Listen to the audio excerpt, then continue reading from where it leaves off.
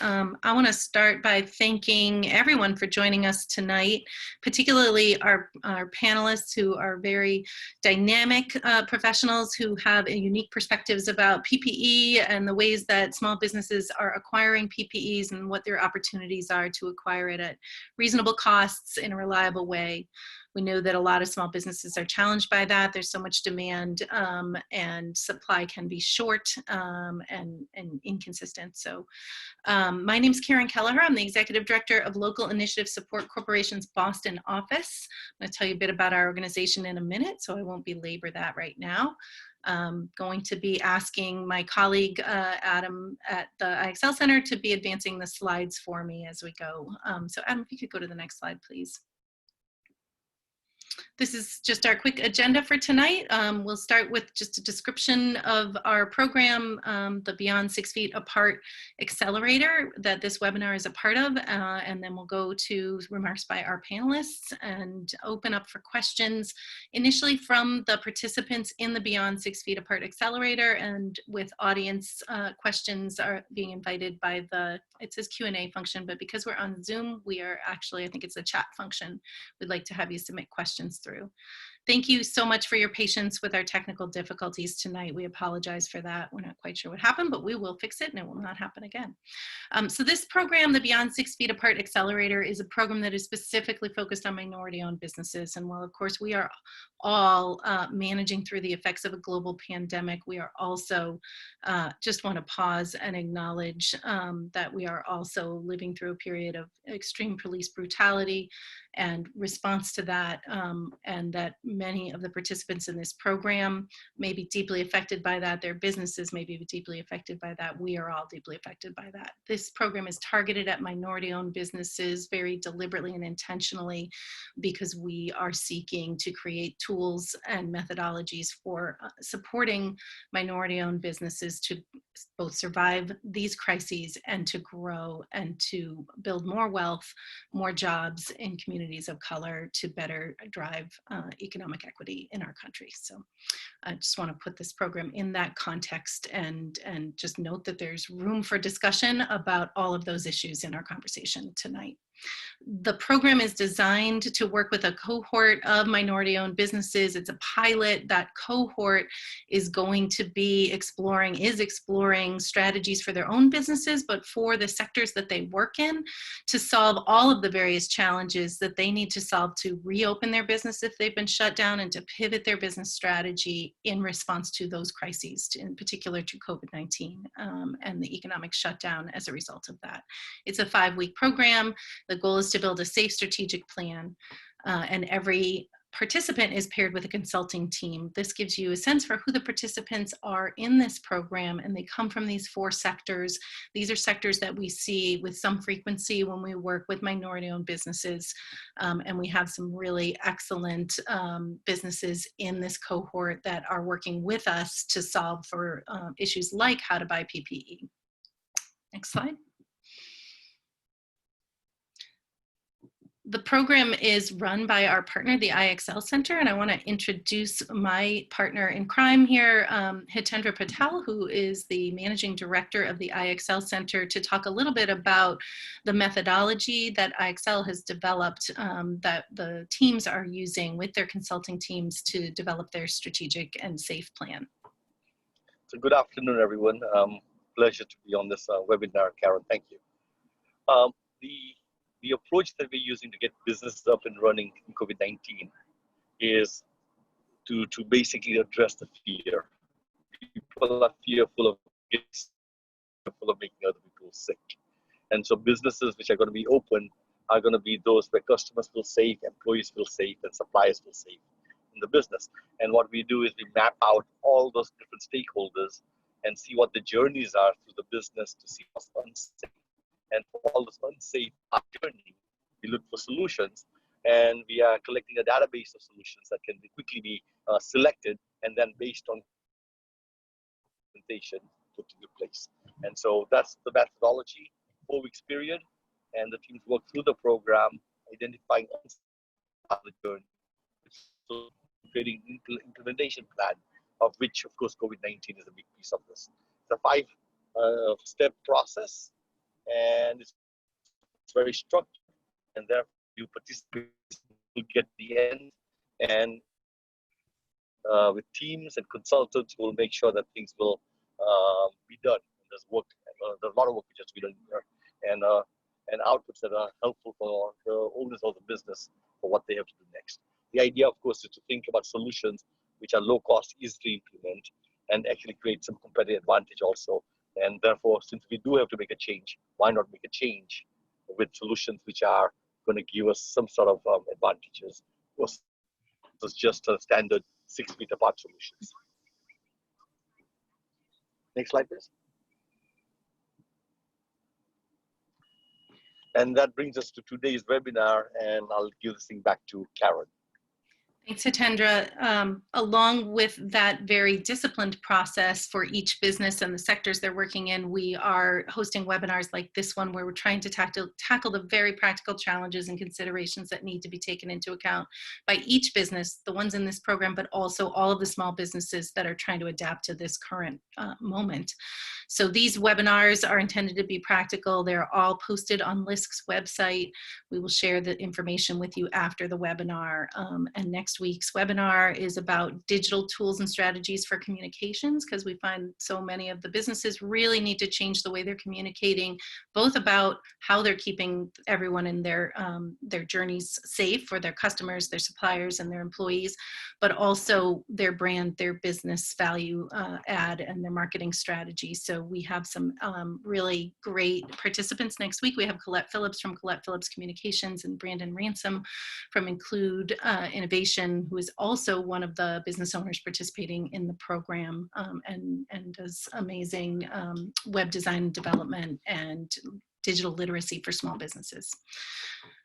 Next slide, please. You've already met me and Hitendra. Tina Patigny is the Senior Program Officer for Economic Opportunity at LISC and is the LISC contact leading this program. And Rohan, Maria, and Adam at IXL are our Crackerjack team that's working with all of the consultants and the clients to build their plan.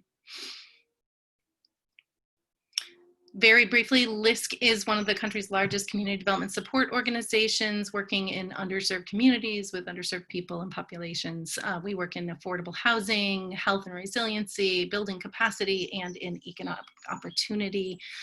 We prioritize in equity in basically every program and investment that we make. Next slide.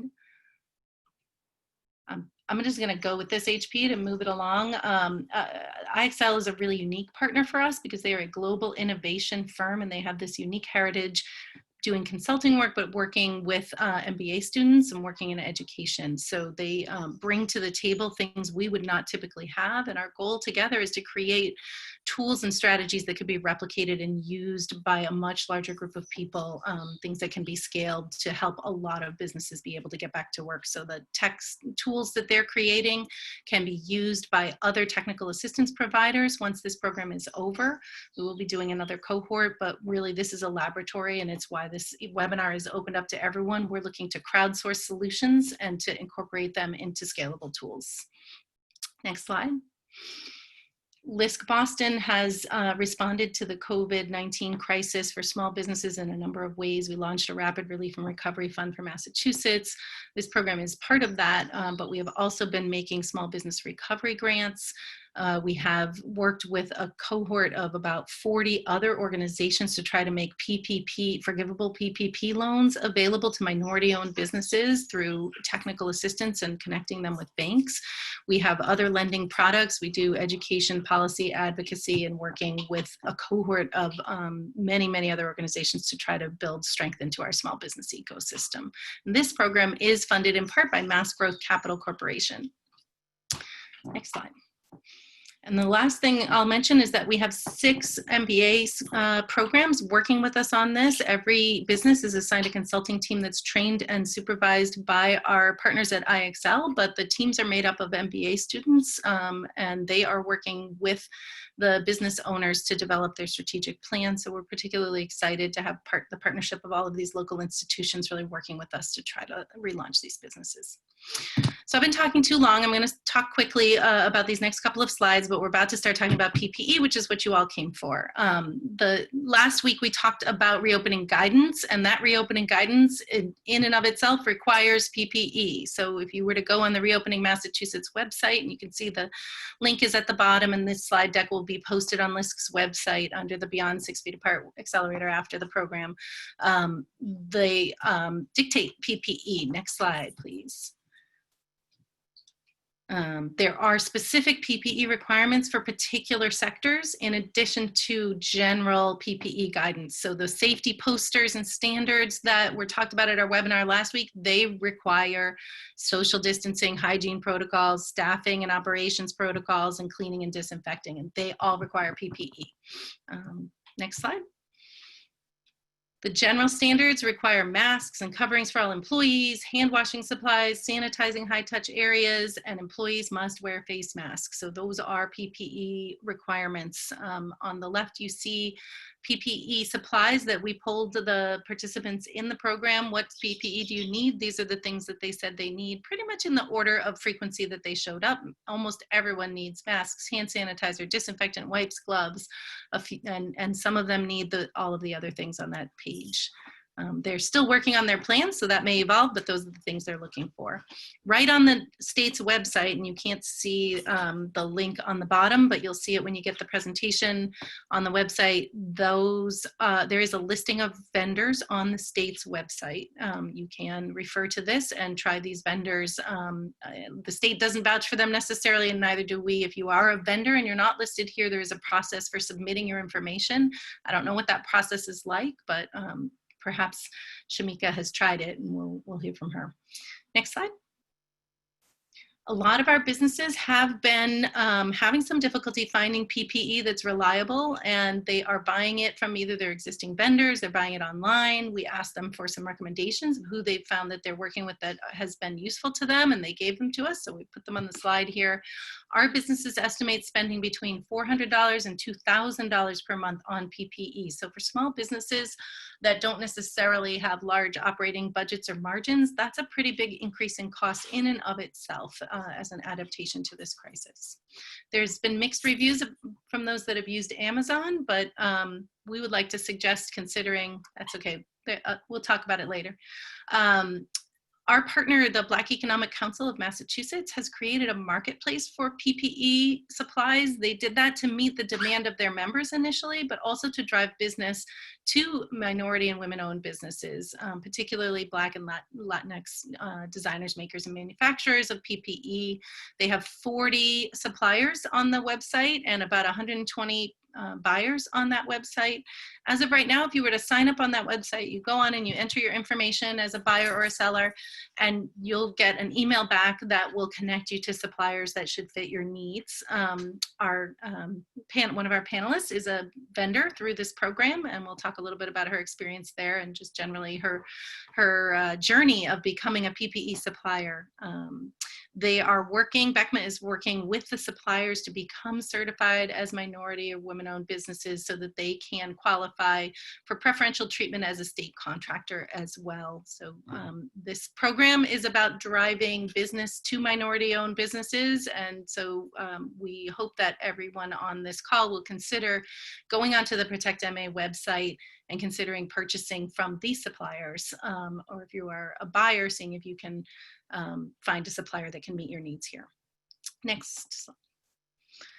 With no further ado, I'm going to introduce our panelists. I'm going to be brief in our introductions because I don't want to take up too much more of our time, and they have very dynamic and interesting stories to tell about PPE. I'm going to start with Pedro Soto. Pedro is the planning director for the city of Lawrence, and he recently worked with his partner organizations in the Merrimack Valley to do bulk purchasing of PPE and distribution to small businesses, starting with a pilot in the city of Lawrence. So Pedro's going to tell us about that. Pedro, I'm going to invite you to tell us a little bit more about your background as you do so. And with no further ado, please take the floor. Aaron, thank you so much, and folks at LISC for the invitation. It's great to be here with you guys to share kind of some of our learnings. So I'm the planning director with the City of Lawrence, and I actually started my planning career actually in the DC office and the policy office at LISC. So fun fact, kind of as we got um, so yeah, in Lawrence, we're a majority community. So folks that are doing business in Lawrence, a lot of the Hispanic folks that are doing business, there's a lot of cultural competency that we have to work with. And kind of, every program from HUD or just programs that we kind of come up with through some HUD funding and other funding sources, we have to kind of really filter that through a cultural lens. So reopening, I think, before I go into that, let me give you some context of how we kind of got here. In September 2018, you folks may have heard we had that devastating gas explosion, Columbia gas explosion, which devastated a lot of businesses in Lawrence, North Andover, and Andover. So through that incident, we put together a coalition of nonprofits, the city, lending institutions. There were so many folks that came to the table to figure out how we assist in the recovery. So the remnants of that group remained intact at the beginning of this crisis. So we kind of resurrected that infrastructure, and folks were still around with the knowledge and the know-how and really the grit to come together and see if we can put that crew back together and those organizations, connect them to address the challenges that we're facing in our business community now. So specifically, one of the things that we're kind of, our overarching kind of goal is we're looking at things through the lens of like recovery, stabilization, and growth. Right now, we're still in recovery, and part of that is figuring out how we inform the local businesses of the 4 phases and what PPE is and how best to protect themselves, their customers, and liability for their business. So to that end, one of the things that we started doing was really having conversations with businesses and trying to understand what their needs were when it comes to procuring PPE. And we learned that a lot of folks are having trouble procuring masks, and folks were getting on Amazon and other suppliers around the country, making orders, I think as early as early May and in late April, and things were on back order. They weren't getting anything. They were paid, but weeks went by and they weren't getting anything. So through the partnership, Lawrence partnership, and again, that network of nonprofit organizations that came together for the gas explosion to respond, we were able to find a supplier in Lawrence, actually, the GEM Group, who happened to retool their operation Hello? Hello? They retooled the operation to produce PPE, all sorts of PPE. So we were lucky in that sense, and we had some funding left over from the gas explosion. There was a settlement, and we redistributed some of those funds to get like a big bulk order for North Andover, Andover, and Lawrence. And we needed it really soon as a community. So we went ahead and started the pilot program. And one of the things that we wanted to do as a city was go out to each business. I should qualify that. We were really focused on businesses that were under 20 employees, kind of these micro businesses. I think small businesses, up to 500 individuals or staff people. We really wanted to focus on that micro enterprise. And inspectional services, they were really interested in figuring out ways to help businesses reopen as well. So my department and inspectional services, as well as the partnership of nonprofit organizations, kind of banded together and said, why don't we deliver the PPE through the inspectional services division? So they were already going to go on the street and inspect businesses, making sure that They were prepared for reopening and making sure that they met all the criteria from the state. Let's get together, deliver the masks to them, these starter kits that we put together. So essentially it's 200 masks for each employee. So we wanted to give folks enough supply for a month. And we also have hand sanitizer, as well as gowns and face shields if folks need them for their type of operation. So what we ended up doing with these starter kits, we provide the starter kit along with information on how to procure additional PPE and kind of a checklist of what they should be doing for hygiene, how to work with clients as they come in, if they're not wearing masks and things of that nature. But we really wanted to make sure that we prepared them with a starter kit and just more information on how to continue following protocol. I think that covers it on my end, but I don't know, Karen, if you have any questions that you want me to cover off on anything else. I think you're on Karen, mute. you're on mute right now. But I should probably give you guys a sense of what the amounts were that we purchased. For Lawrence, we're in the process of purchasing 200,000. So we've already received 100,000 pieces of like individual masks, and those have been delivered to about 500 businesses. And that took a group of inspectors about 10 days to deliver. And we still have another 100,000 masks that we can order. We're ready to order that. We're also kind of assessing whether we should purchase, sanitizing, like sprays and wipes, if that makes sense for the businesses. So we've been in conversation with the businesses through surveys just to see what makes sense kind of right now in the reopening phase. The cost was about $45,000 to procure the 100,000 and some of the face shields and sanitizer. So that really comes out to about, for the mask, around 40 cents or so per unit. But I could give more information on, it's interesting. We also came across a network of minority-owned businesses in the Merrimack Valley who have come together, have retooled to provide PPE to businesses up in the Valley and across the Commonwealth. I can provide that link in the chat as another source. It's really exciting to hear how the community in the Merrimack Valley came together to come up with a solution to get businesses started, right? That's the hardest part, probably. They're also going to need a sustainable source long-term as well. So I wonder if you know how that's going for the businesses that you've started to talk to. Have they started purchasing permanently? Are they purchasing from that supplier, who I think is probably a bulk supplier?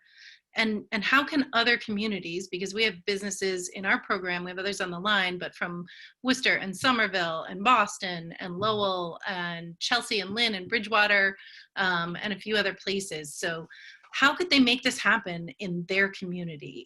We already have something in the chat from one of our commenters saying, how are there any of these local bulk purchasing programs? And I presume that's a question about longer term, right? Not necessarily just to get started. I love the creativity of sending the inspectors out with PPE. Yeah. We haven't heard back just yet. I think folks are still, making their way through their first starter kit. Mm-hmm. We don't know if they've made use of the resources we've given them already. We do know that the GEM group, they have a pretty large capacity. So I know that they do have individual orders that they can fill. So that's one thing. To the second piece, I think during times like this, communities, the silos, I think that we work within sometimes in our communities and even within City Hall, and even within some businesses, I think those walls, there's such a big incentive to let them fall and work more creatively. I think when we look at the issues not as issues, but let's find the solutions that are in front of us, and let's work together, think creatively. You can reach out to organizations that are facing the same thing, and pool resources, and kind of there's an incentive and a willingness to do that right now, and think about the collective for trying to solve some of these challenging problems, like procuring important equipment. Mm-hmm. So let's bring our other panelist into the conversation. Shamika Rucker is the founder and CEO of the Wellness Company.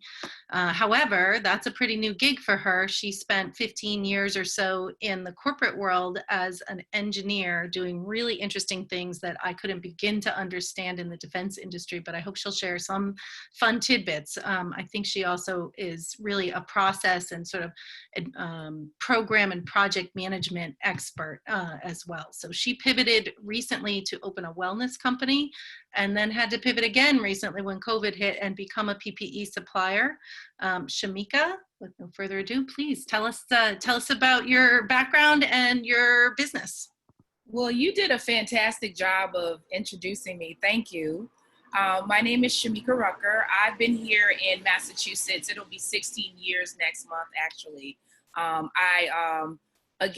As she mentioned, I began my career as an engineer working for Raytheon, and building radars and becoming a program manager. And I retired at 39 from running a $45 million program office for a smaller company.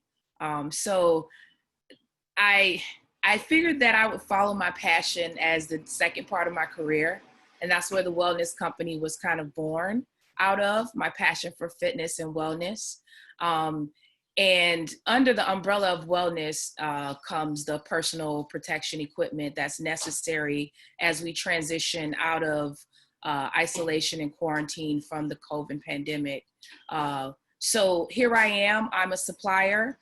My focus is primarily on really significant minimum buys. I do have a reusable mask that I offer. The minimum buy on that is 1,000, but typically my minimum buys are 10,000 and 25,000, depending on what you're ordering. So here I am. I'm here to answer any questions. My email is in the chat. If you guys want to do a quote, we can talk directly, and I'd be happy to help.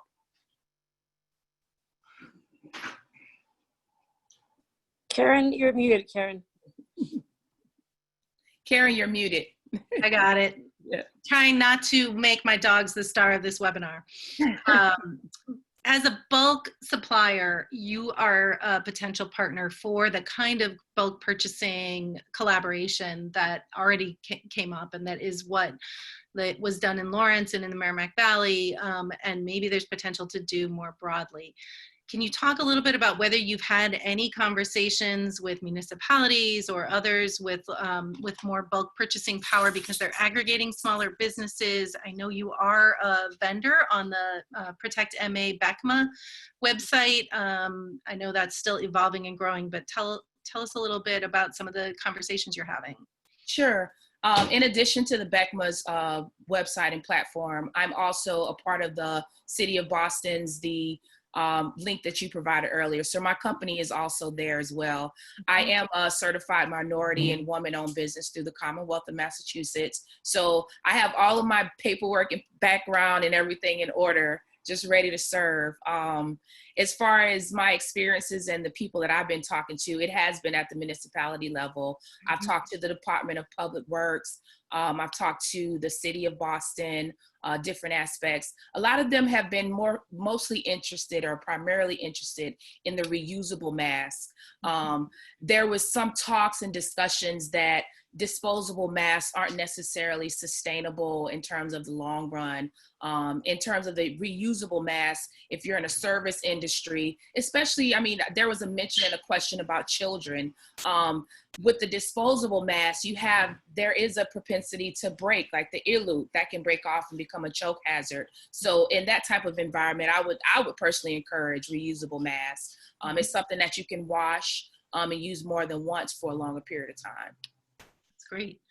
So I'm going to keep pitching questions, but I want to invite our participants in the program to provide some of their questions. And a couple of them already teed them up with me. So I'm going to call in a couple of folks who asked about PPE questions. So is Amanda Miranda here? And when you ask your question, are we able to get make people video share? Have people, not make them, offer them the opportunity to video share to ask their questions?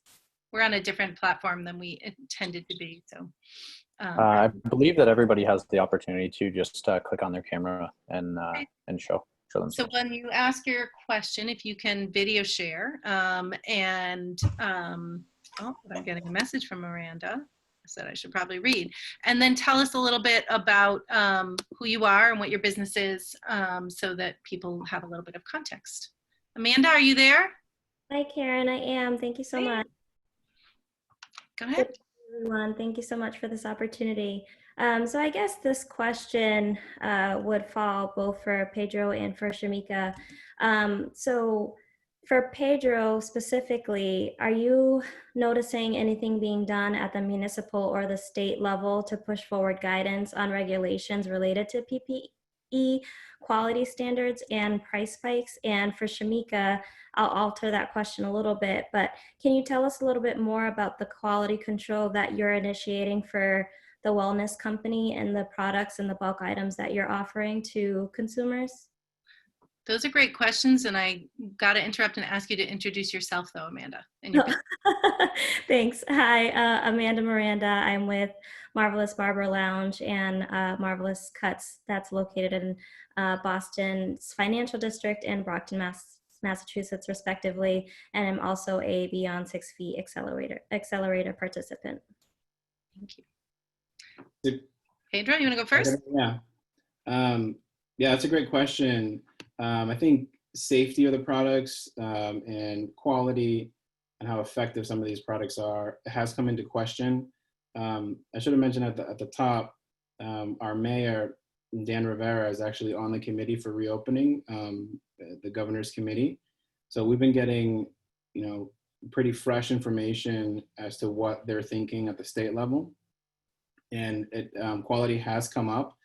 There is some guidance at the state that outlines kind of the effectiveness of the N95 mask versus the cloth mask or some of the surgical masks.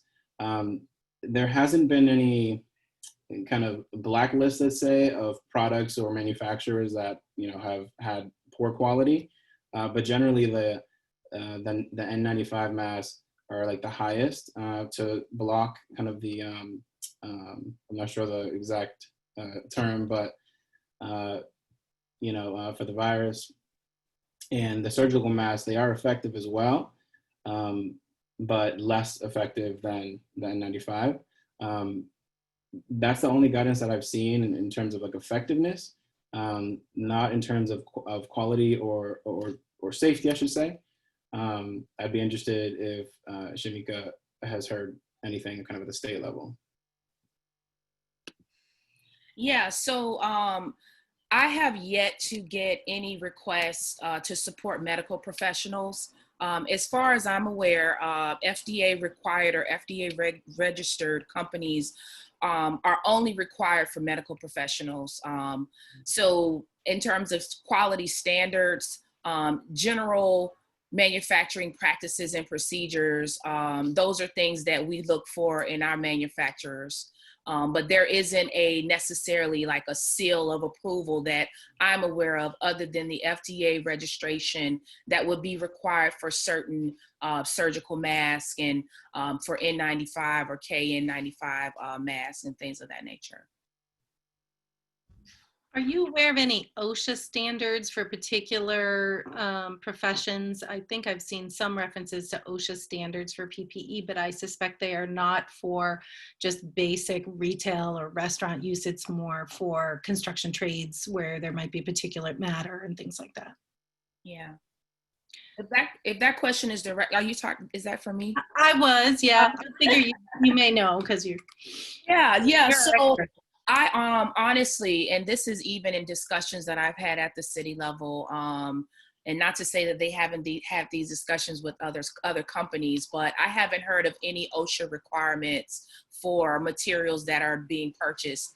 And one of the things that I find very interesting when I go into businesses like local restaurants or local CVS, wherever, retail spots, I always ask people, where did you get your mask? And a lot of them, I'd say about 95% of the time, they're like, oh, I got this from home. I brought this from home. So they're not even being like handed out through employees or employers, excuse me, to their employees, which I find very interesting. So it's one of those mentions of, yes, there is a requirement for mask wearing in certain settings, but is there a requirement of a type of mask, and should employers be providing those to their employees? I haven't gotten a clear explanation on that.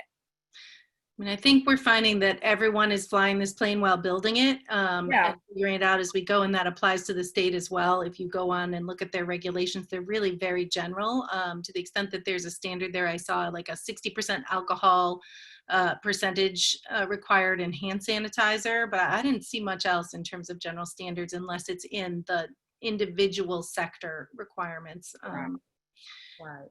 And if there are requirements for certain standards, for certain materials, I can I can figure that out for you. So, we can definitely have those one-on-one discussions about any regulated materials that you may need for your specific business. And I can locate a supplier and, make those connections if feasible. I love how you pivoted into this sales role with that kind of customer service. And I just want to ask you to talk a little bit about your two major pivots and what that's been like for you as an entrepreneur, because every entrepreneur in this conversation has to pivot right now. And some of them are really going to have to change their business model. And I invite the business owners on the call to sort of bring that up and be like, now I got to do this. How should I deal with the PPE? Share your story a little bit for us, would you? Absolutely. So, when I started my company, it was all out of my passion for fitness. So I'm like, oh, I'm retired now. I can just go work in a gym, get a few clients. I have my certifications in place already. But that's like my little, passion project, if you will. And it became pretty, lucrative. And I'm like, okay, I can do this, so I created a business for it. And I got certified through the state, and I followed all the processes, and I made sure I took advantage of my network in terms of the people that I talk to and brainstorm off of. But the thing about it is my business started out as a personal connection. I'm looking at my client, I can touch, I can feel, I can see what's going on. And when we went into quarantine, I was like scrambling because I'm like, okay, what is going to happen now? The gym is shut down, and I was already going to some of my clients' houses. So I do also, I represent a gym, and I also have under my business umbrella, the one-on-one where I go to my client's home, providing in-home personal training. And so I had to take that onto Zoom, which is why I had the Zoom account. But, so I do Zoom sessions, I do virtual personal training sessions. And because of I'm not going to home, I had to, reduce the cost, reduce the price, increase the number of clients that I could get. And then I'm like, I'm still not really hitting the numbers that I would like to make. And so, again, under the umbrella of wellness, personal protection equipment, it fits nicely. We want to protect ourselves as we transition back into society. So I wanted to provide that service and those items to companies and business that were in need. So those were the pivots that I've been experiencing. I see that Northeastern is one of your partners. I actually got my MBA there back in the day. Very cool. It's a very inspiring story. Amanda, you still have another question here. So let's hear that. I want to give Pedro one more because I know we have him for a little bit limited time, and Brandon Ransom has a question as well. Oh, from earlier, I just wanted to thank you, Pedro and Shamika, for your insight. The question I wanted to try to help answer based on what I've learned through the process, but around the follow-up question, Shamika, that you had around the stipulations about employers providing masks for their staff. So apparently there's a difference for subcontractors and 1099s, employers don't have to provide masks for those employees. However, they do have to for W-2 employees. Interesting. That's really interesting. I had not become aware of that. So I'm going to ask a couple questions to Pedro that have shown up in the Q&A, and then Brandon, I'd like to go to you with yours. Kaisha Davenport, are you out there, and would you like to screen share and ask your own question? If not, I'll read it. Give you 30 seconds. Hi, we are here. There's actually 3 of us on this call. Let me pull off our video. There we go. Hi, my name is Kaisha. I'm Ellie. I'm Seisha. We're co-owners of a cooperatively owned restaurant called Tanam, based out in Somerville. And our question was just pretty simple. It was for Pedro. Just Somerville's got a similar population to Lawrence, about 80,000 people. How long do you expect that initial supply to last for? So I think it's about 400,000 pieces. Yeah, that's a great question. Before I answer, Amanda, I'm really happy to be here and answer questions. So thank you. Yeah, so our focus really was for micro businesses, for businesses under 20 employees. And our thinking was that businesses that were larger might have folks on staff that can help figure some of this out. Some of our smaller businesses, they're kind of scurrying about trying to make this work, kind of flying the plane and building it at the same time. So we felt that was the kind of the group of businesses that we should assist. The starter kits last about a month, give or take. And we have one more round kind of in our back pocket that can extend it another month. And we're hoping that through some education that we've left in the kit and our departments as resource and our website, we can provide resources for folks to kind of like get up to speed on how they can procure their own equipment. We do have several programs as well geared to support small businesses. I see Frank on the call. I just opened up all of the videos. So I see Frank from MCCI, actually that kind of coalition from Running Cooperative. Just a really great partner. Folks really at the table, gritty, ready to make it happen. So it takes kind of a village to support our small businesses, especially in Lawrence. But yeah, our hope is that we're able to kind of get them up to speed and that they can provide their own PPE with some of our support or through their own kind of revenue streams. Thank you. Thank you all so much. Thanks. Brandon Ransom, would you like to ask your question? Sure. Hello, everybody. My name is Brandon Ransom. I'm a web designer, web developer with Include Innovation.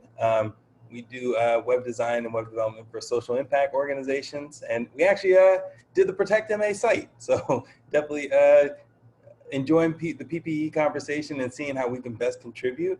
One of the big questions that I wanted to go and ask Shamika was, or Pedro, if he has experience, is I see a lot of people tending towards kind of bulk and wholesale orders, as opposed to going kind of working through traditional retail or corporate kind of corporate channels.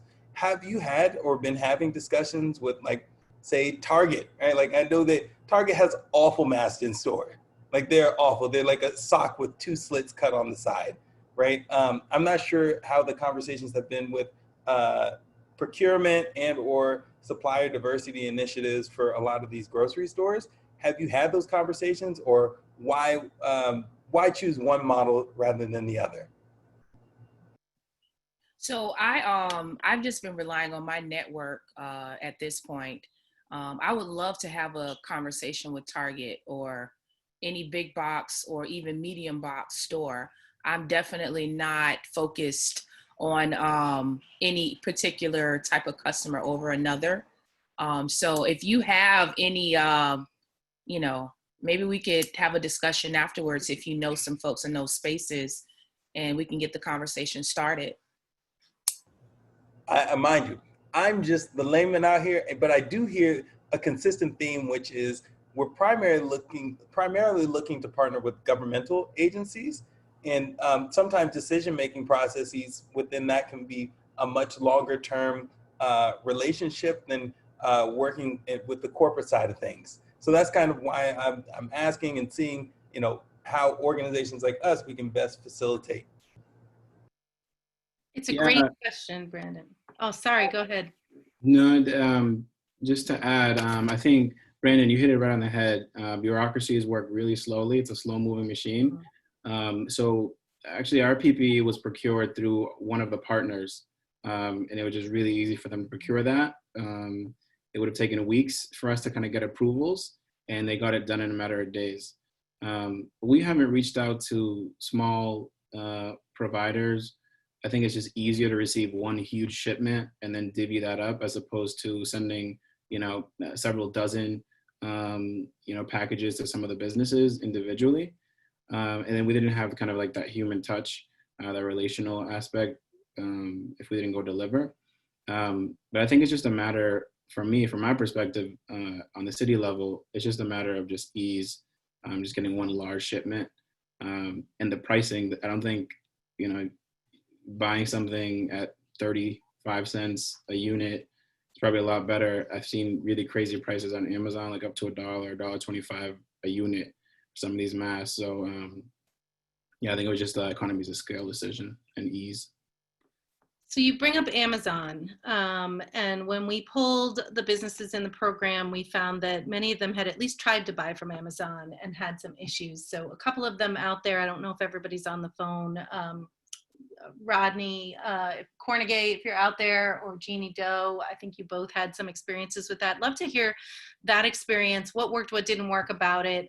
We're not endorsing any particular way of getting what you need. We're looking for solutions for you. If that's working for people, it'd be good to know. But of course, considering local producers, local distributors, local suppliers, and ways that we can use bulk purchasing to get lower prices to make these solutions work better for your businesses is what we hope will be coming out of this conversation.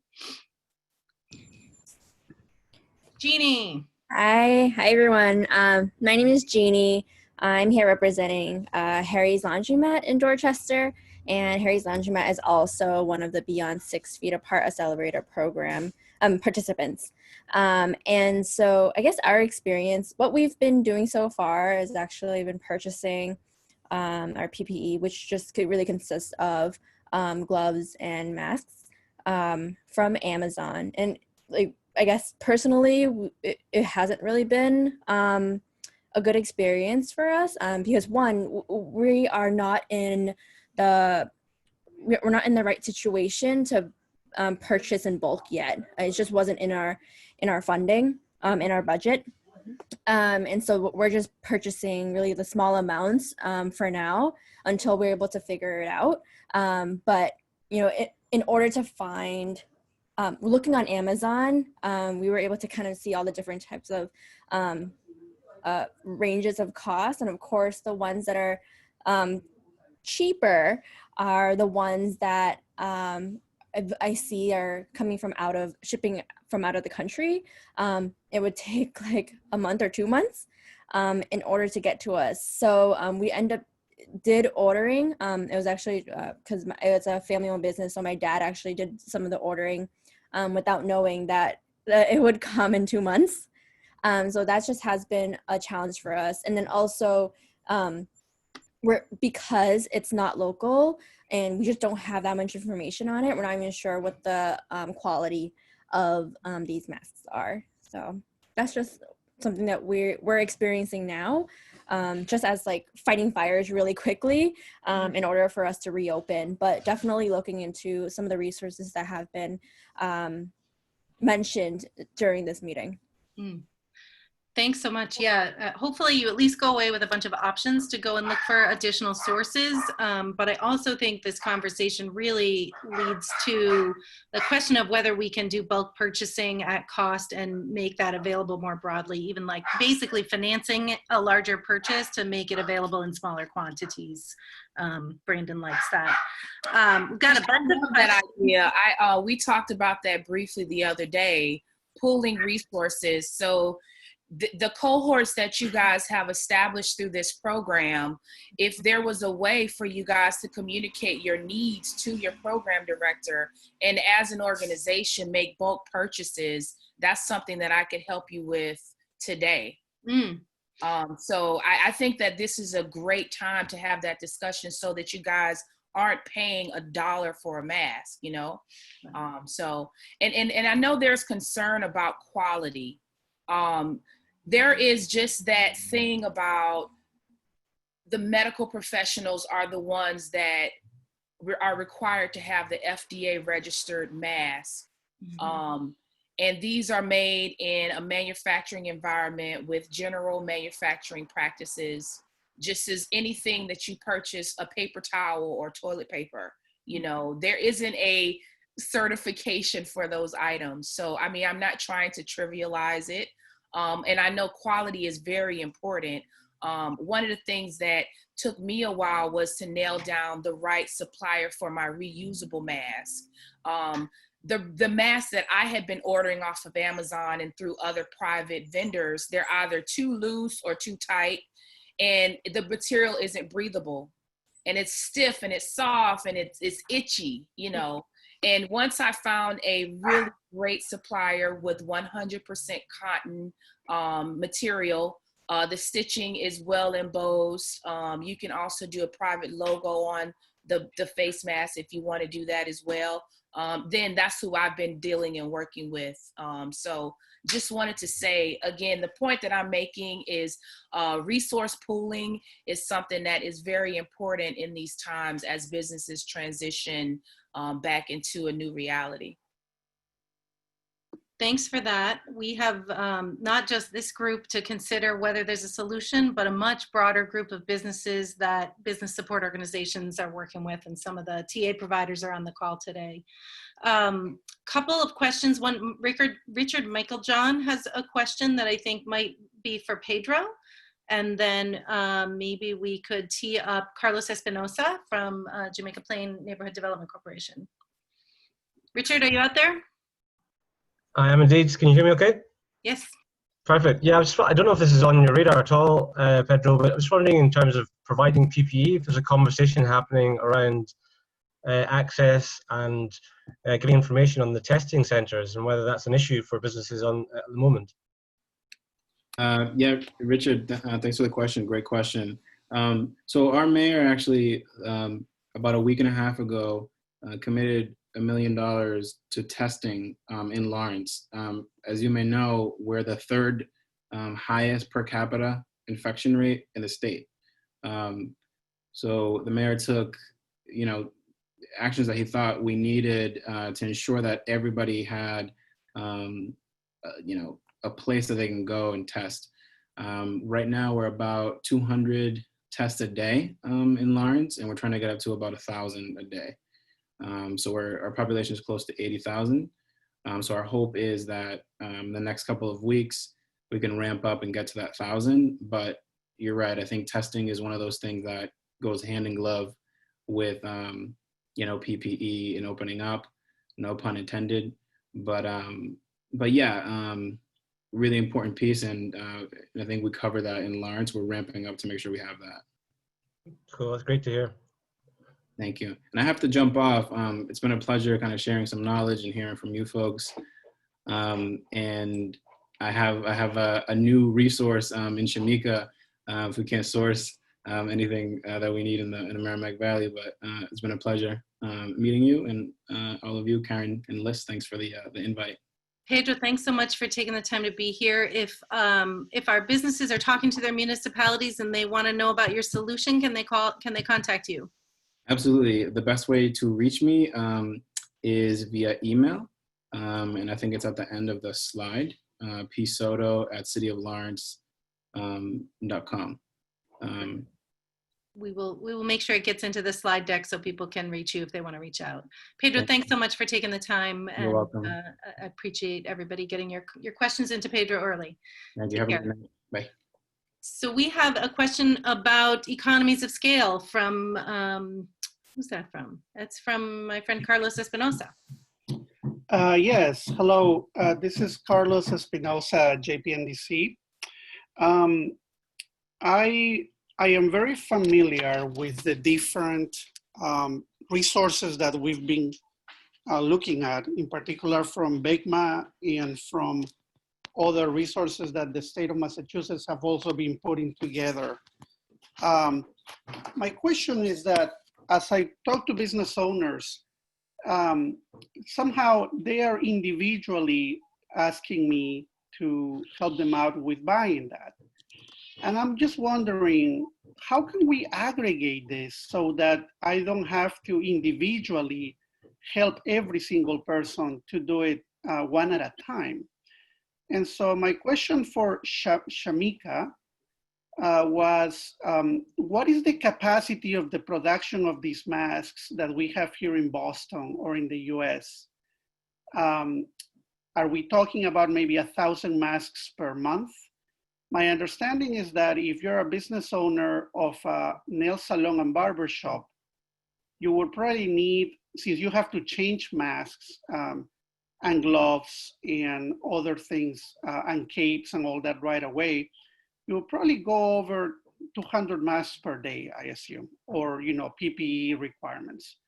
So do we have the capacity in this country, in this city, to produce this? And if we do, can we somehow get the state to work together to aggregate in such a manner that it becomes basically a store in which the individuals just go there and replenish their supplies anytime they need to? Would that be a possibility?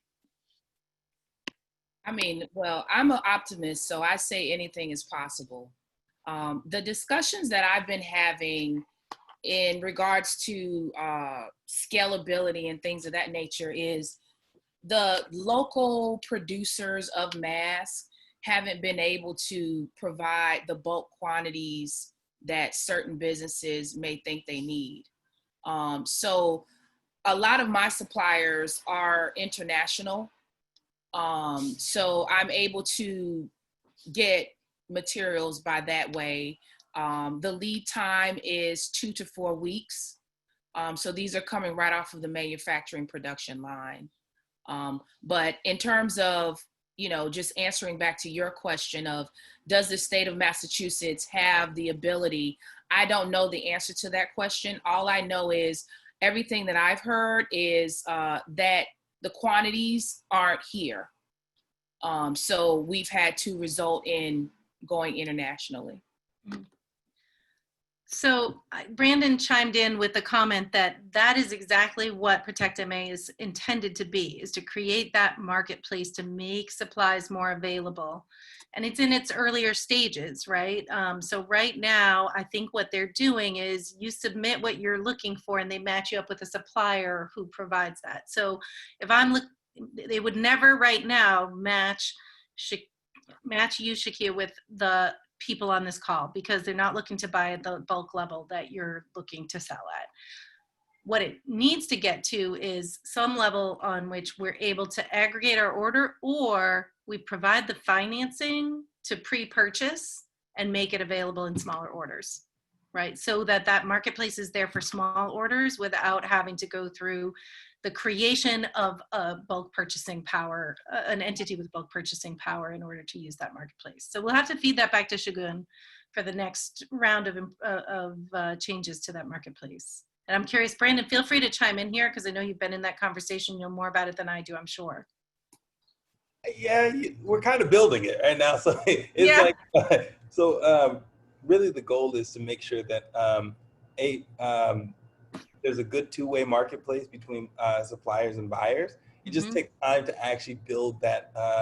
We're going through the design process of like, what does the user's journey actually look like within within that buying process, and how can we adequately vet the participants? Because one thing that we're recognizing and realizing is this time to order thing is a big problem, right? Like when people actually get their products, there seems to be a huge disparity, right? Some people are like, oh, I can get this to you in 2 weeks. 2 months later, people are getting stuff at their doorstep. And that's, I don't know how, I haven't really paid enough attention as to, what are the consequences if you're a small business, you put in your orders, you're cash strapped, so your money's already been spent. Now you have a 6-week period where your staff is doesn't have the right equipment. Right. So that's kind of what we're trying to work out is for smaller orders, I think that it makes sense. Like if you're ordering 10 masks, I think that it's quick. People understand that. But for bulk orders, we're still trying to figure out that process and how does it actually get to people. So long term, we'd like to go ahead and look at how can we do a better job of providing fulfillment services. Right. Right. That's really great. I want to go to a question from Jackie Marte, which is particular to her organization. Jackie, you out there? Yes, I'm right here. Hey, please introduce yourself and then ask us your question. Sure. Jackie Martin from Sueños Basketball. We are a basketball organization out of Lawrence, and I'm a participant of the 6 Feet Apart program. My question is, we work with children and kids. So using PPE, is important, but also it is, they're going to be playing, they're going to be sweating, and we have, they have to put it on, take it out, So I was wondering what kind of material we can use. And if there's any material that we shouldn't use because we're going to have children playing and getting sweaty, and that was my question. Shamika, do you have any answers on that one? So I haven't had any direct orders for specialized material, but I wouldn't say that that's impossible. Again, I have a 100% cotton mask that's a reusable mask, but I haven't personally saw any specific call out for a certain type of mask or material for children. I think there's an age limit or age that you start them at. But I don't even know if that has even been thought through. And maybe that's why, certain sports haven't been open. Like, have we really gotten to that point where we've got the epidemiologists and all the right people, did I say the right? I think you did. I think I talked to a guy who offered to get us an epidemiologist for this webinar, and I was like, I'm not sure that's what we need, but we did need informing. But no, to answer her question, I think we absolutely have to get the right scientists on the call to say, hey, are there certain materials that are more favorable for the lung capacity of a child that's running full speed ahead? What is this really going to look like? I really don't have answers to those questions. I can only speculate.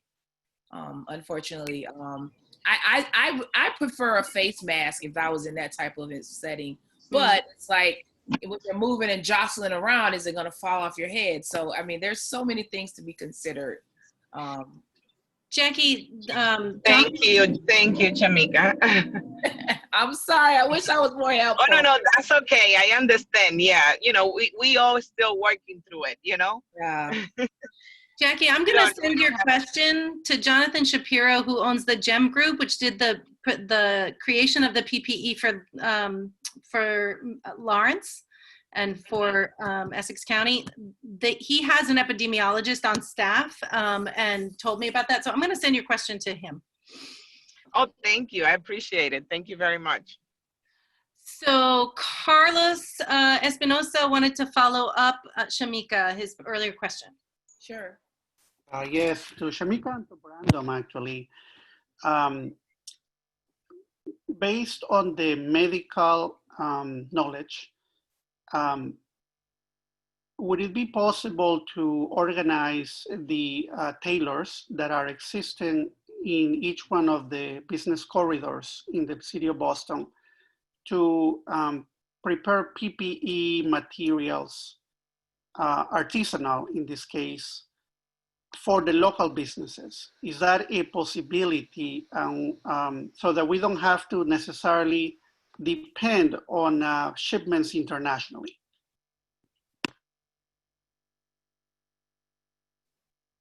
I think we need to get the right folks at the helm to organize something like that. I mean, why not? I mean, the first question is this tailor interested in doing this type of work, you know? And then the next question is, do we have enough material and cloth on hand in order for them to, you know, there's so many supply chain questions that would have to go into that. That's an entire business on its own. I personally don't have the bandwidth to dig into something like that, but I think it's a very valid point, something that should definitely be looked into. Mm-hmm.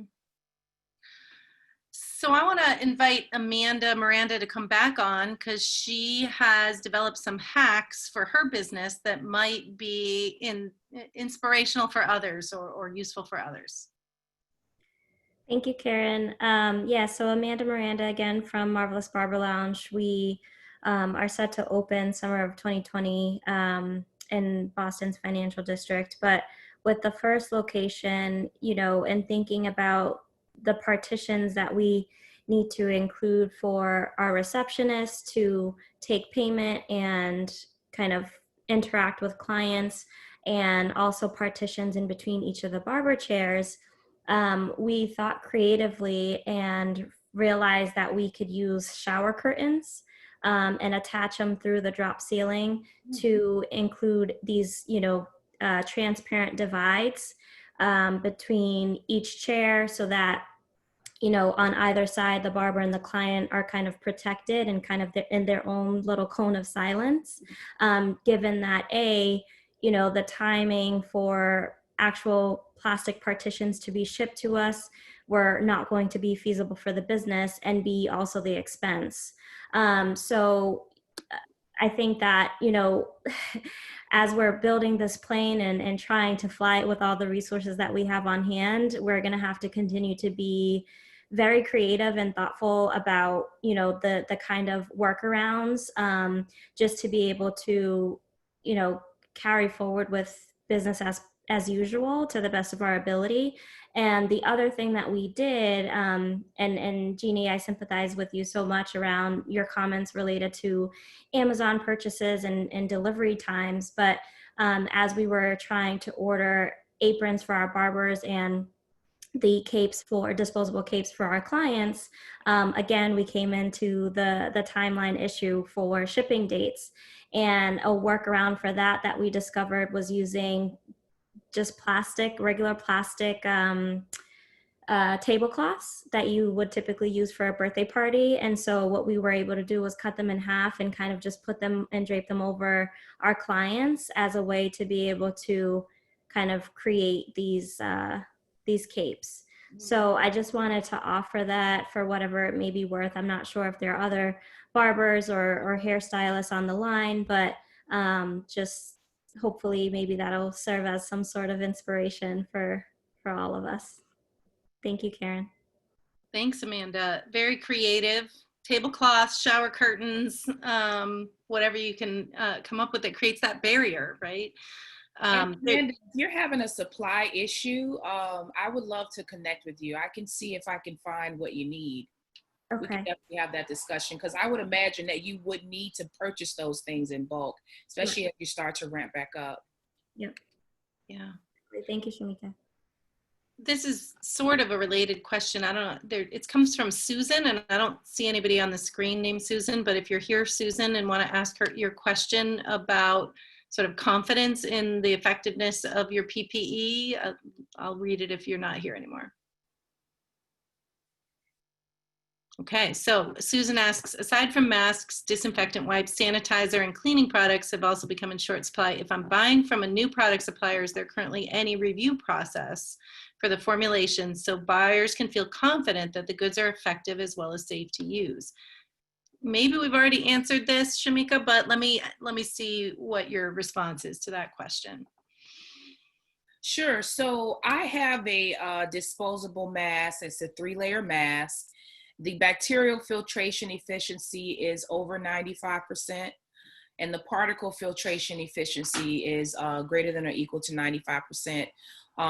As far as, excuse me, that's what I know in terms of how they're being designed and the quality of, you know, the air filtration through the mask. That information is readily available in conjunction with the mask that I have on my website. Mm-hmm. So there's an example of a supplier helping you understand why you should have confidence in the product. I think that's a fair response, right? This is what I can say about my product, and we're going to have to do the same thing as purchasers as we approach any supplier.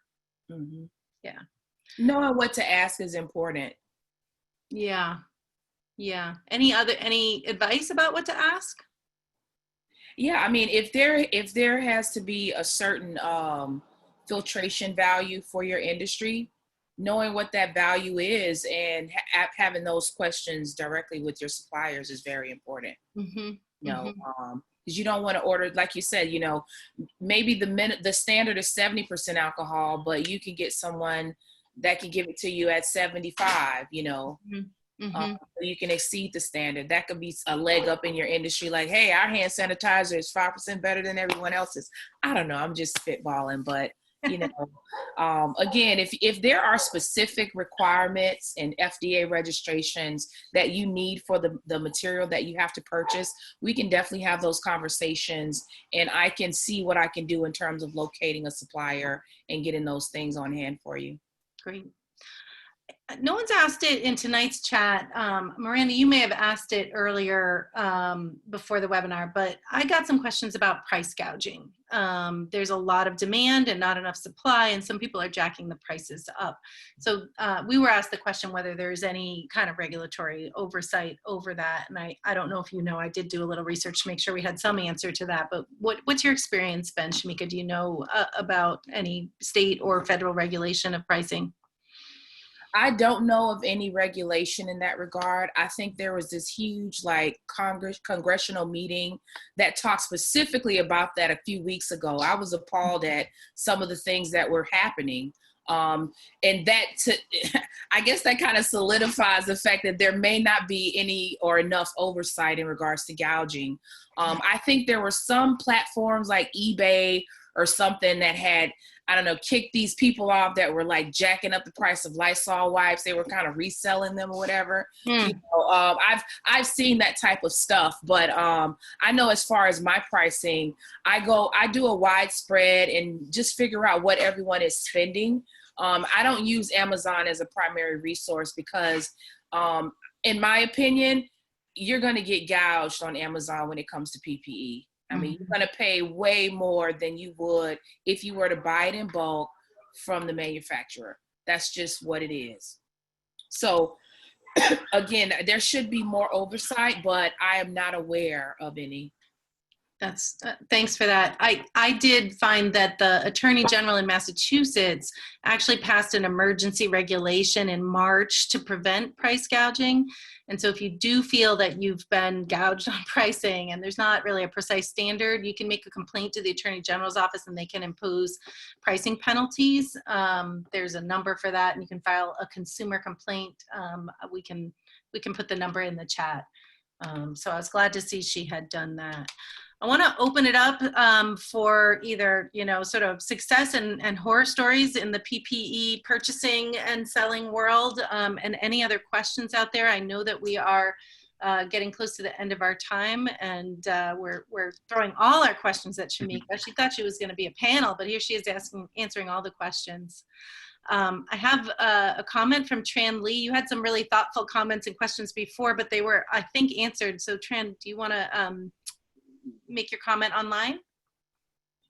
No, everything has been addressed. Thank you.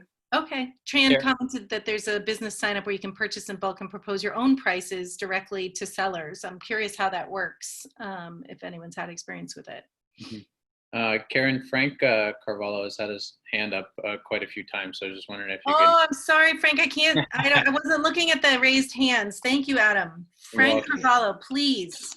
Yes, Frank Cavallo, Espresso Pizza in Lowell. I'm also the CEO of Mill Cities Community Investments and provide technical assistance to small business. That's my day job, and I've been the owner of Espresso Pizza for 31 years. And through the conversations, I have a question. It's a dumb question, but it's one that's really bugging me. I have heard about the mask having so much filtration and the quality, how much they really protect. And my understanding is that the mask is it's not to protect me, it's to protect you. So how do I ensure that my employees are protected when I don't know what quality my customers are coming in with? Frank's questions are never dumb. No, you make a very valid point, Frank. You know, you've armed your staff with these quality masks, and then here comes your patrons. You don't know where they got their masks from, and you don't know the filtration quality of the efficiency rather. So I mean, these are like things that really need to be thought through. Like, are we going to require businesses to give their patrons a mask? Like, how far are we going to go with this? You know, are there going to be state issued masks for everyone, just similar to every household, to every citizen? We just did a census, you know, it's not like you don't know where people are. So, I mean, these are very valid questions that I honestly don't have the answer to, but I have honestly thought about as well. So yeah, we're on the same wavelength. I'm going to channel our speaker from last week, Secretary Keneally, and what the state has said about the key elements of reopening, which include the face mask and the social distancing and the hand hygiene and the hotspot cleaning, and that it's the combination of all of them that results in safety. And if you take one or two of them out of the equation, you're not there. But that mask issue, if the mask of your patron may not be quite as high quality as your employee, you then maybe want to double down on the social distancing and the ways that you are creating a barrier between you, a space barrier, or otherwise creating a barrier, or wiping down every surface that customer touches when they come in. That doesn't really answer the filtration issue though. And that's why, as a business decision, after evaluating everything, we are going to stay with takeout only and not open up the dining room. Because with the takeout only, we can maintain at least a 6 feet distance from our customers. I can protect my employees better if they don't have immediate contact with my customers. So I am keeping it closed because there is a liability too. What if a customer comes in and says that he got sick at my dining room? As much as we want to protect and create an environment where we're keeping the 6 feet distance and stuff like that, it's too much of a risk that I'm not willing to take. And with the decreased capacity, what am I to gain? Only headaches. So it's a business decision to continue to take out only for the foreseeable future. Frank, I got to ask a practical question about that. What's the impact on your bottom line, on your operating outcomes in making that decision? The good news is that my business motto is that we do not deliver, and we do have a dining room, but because we've been in business for so long, the majority of my business has been takeout to begin with. Mm-hmm. So yes, it has decreased maybe 25%, but I think that that's okay. We reduced the cost by 25% and we are even. So those practical questions obviously are the ones you as business owners ultimately have to get to. I know we have another restaurant in the program that is not opening up for dining in their dining room, in part because social distancing means that they can't get enough people into the dining room to make it financially feasible at this point. So they're also pivoting their business model. But the practical sort of bottom line questions are very important. Frank, do you have some more stupid questions? Because they're never stupid, they're always provocative. Well, I did I work with Pedro in Lawrence, and they are delivering PPP and all that good stuff. But are they helping? Are the inspectors helping the business owners? And there is a lot of need in putting together the plan that they need to have to self-certify that they are following the guidelines. And that's an answer that unfortunately he left, and I have a meeting with him tomorrow morning at 9 o'clock. I'll ask him personally. I do think when I did a prep call with him, I asked him, are they going in with, for example, the template from the state's control plan and the posters that need to be posted and the checklists? And he said, oh, that's a good idea. So I don't know if that's an answer, but we'll. And by the way, I'm on the task force for reopening and COVID in Lowell, where my business is. And the CLO did not go to the formal process that Lawrence did, but through the chamber and the economic development, they created a resource where people can get a list of where to get the PPE that's readily available. And some of the local companies pivoted to making PPE equipment. So they have it on their website, and they have resources for small businesses to go to and find out where they can get this stuff. By the way, I'm getting mine to my regular suppliers because we as a restaurant, you do need the sanitizing and everything else. So, and that's one of the things about building relationship with your suppliers, that they take care of me because I'm their customer 52 weeks a year. So here's a plug for Shamika. Maybe if some of you have suppliers who have been unable to provide you with PPE, you could connect them with Shamika so that she can supply them and they can supply you. That will make your life easy and also solve their problem. After I learn what she does, as soon as my supplier says I don't have this, they gotta get her number. Milt Cornfield, I know Shamika responded in the comments to your question, but I think it's a good one. So can I ask you to ask it online?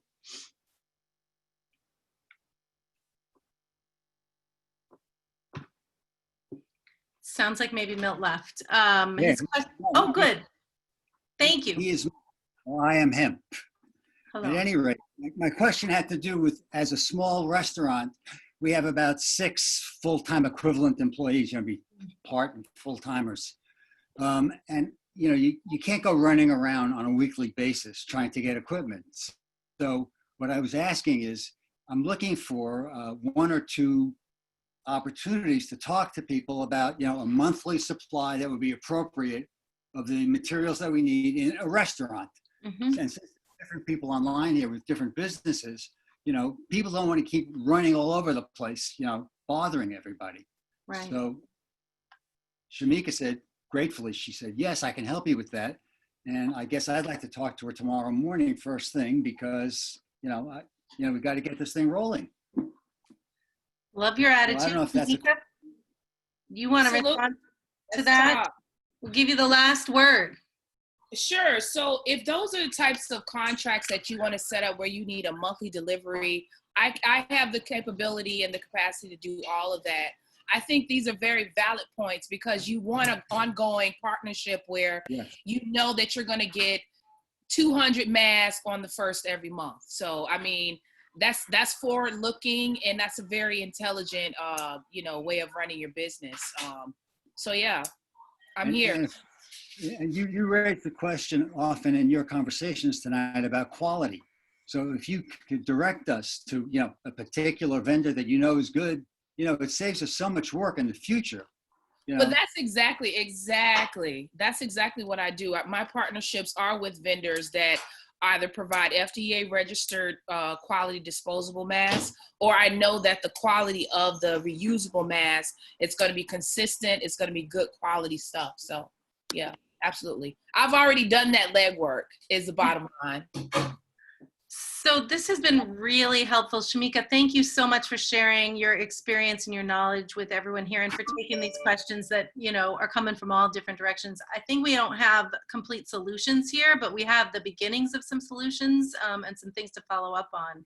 And we'll invite everybody to follow up with any additional questions or comments. If you want to be connected to the participants in this program, you can do that through LISC, and the program recording as well as the slides will be posted on LISC's website under the Beyond 6 Feet Apart Accelerator. Thank you so much to our participating businesses who came with your experience and your questions.